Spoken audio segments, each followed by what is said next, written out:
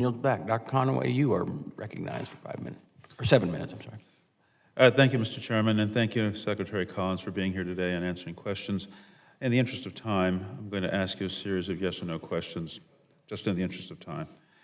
I'm very concerned about what this administration is doing to safety net programs such as the Supplemental Nutrition Assistance Program, otherwise called SNAP, and Medicaid. The cuts to those programs that are proposed are, in my mind, completely unacceptable and will put many people at risk. Many of our veterans rely on these services to put food on the table and to access health care coverage. If any veteran loses their Medicaid coverage during this administration, would you allow those veterans to be eligible for VA health care under Priority Group 6 to receive health care coverage? Yes or no, if you would. At this point in time, I don't foresee any of that happening, so I'd have to take it as it came and look at it as if it happened, if that was an understanding. That's not something that we've dealt with so far. I'll take that as a no for the moment. Take it any way you need to.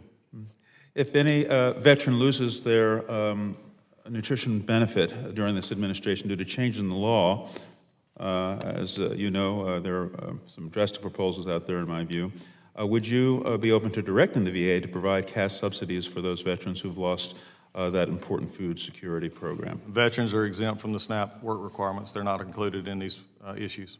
Well, but if the SNAP, well, the work requirements are a separate issue on the SNAP, as you know. The SNAP program itself, if it's cut, that means people are not going to be able to get the SNAP benefit at all. And so my question is, and I'll ask it again, would you be open to directing to replace that money?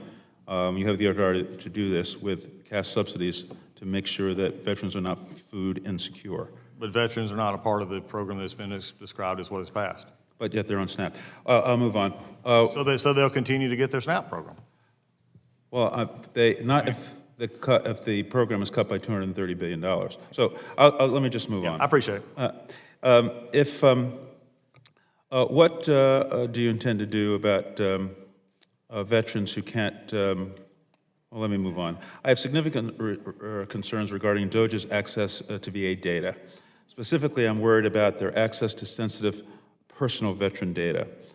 Secretary Collins, can you ensure this committee that DOGE personnel who have had access to VA data have not retained any copies of that data? Yes, and they follow all the personnel and all strategic information as any employee would at the VA. Can you commit to this committee that no personal or sensitive veteran data such as Social Security numbers, driver's licenses, medical records, or financial records have been retrieved or will be retrieved by DOGE after, I guess, their time in service ends, and that those employees haven't stored that data elsewhere or have used it for personal gain? There is no even resemblance of anything that would happen in that regard. The VA is a major player in medical research and innovation. How many researchers have been fired or dismissed from the VA? None.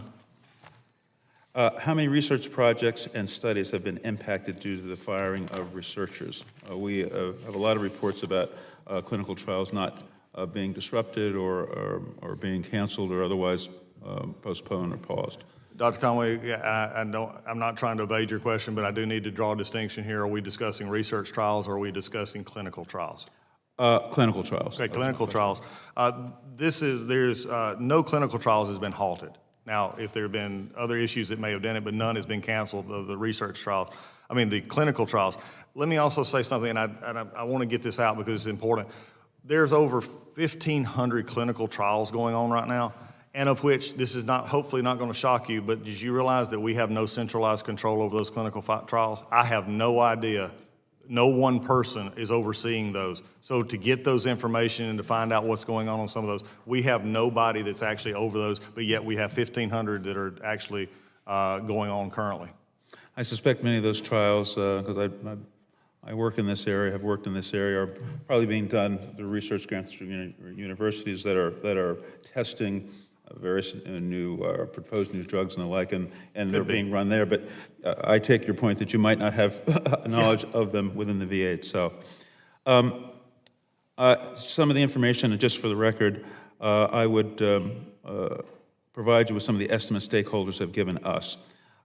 Since the hiring freeze by the president, and that continues to be in effect, 370 extramural studies and clinical trials will be suspended or canceled at the VA. 10,000 veterans that are relying on these clinical trials and studies will be denied care, and the VA will lose $35 million in research funding due to delays and cancellations. Earlier today, during a hearing at Milcon VA Appropriations Subcommittee, you stated that clinical trials are not health care for veterans, that they are above and beyond health care. And I must tell you that I completely disagree with that statement, and if you wish to correct it, that's fine. But clinical trials are health care, and for those veterans, as has been mentioned earlier by my colleague, might be a lifeline for a veteran who has cancer and is in a trial, or perhaps has a neurodegenerative disease and is in a trial, and those potential discoveries, that treatment that's given during a clinical trial, and it is treatment because I have been an investigator, I know that it's treatment, that any pause or delay in cancellation of such trials is a delay in cancellation of treatment.